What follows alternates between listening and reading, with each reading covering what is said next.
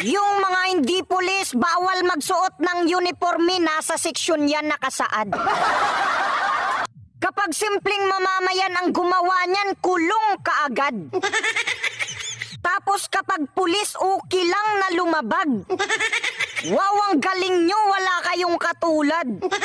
Mga sir, hindi ko sinasabi na pagdating sa batas kayo ay magpapiling inyo. Pero sa dinami-dami ninyo, wala man lang ni isang nagtatanong sa inyo. Tingnan ninyo yung bayan natin ngayon, sobrang mahal na ng mga presyo. Dahil yan sa mataas na tax revenue. Kaya dapat bawasan ang buwis at bawasan ang inyong sweldo. Kasi wala naman kayong mga silbi, yung politika ginagawa nyo na lang negosyo. Wala na ang tunay na pagsiservisyo. Wala na nga kayong ginagawa, nag-away-away pa kayo.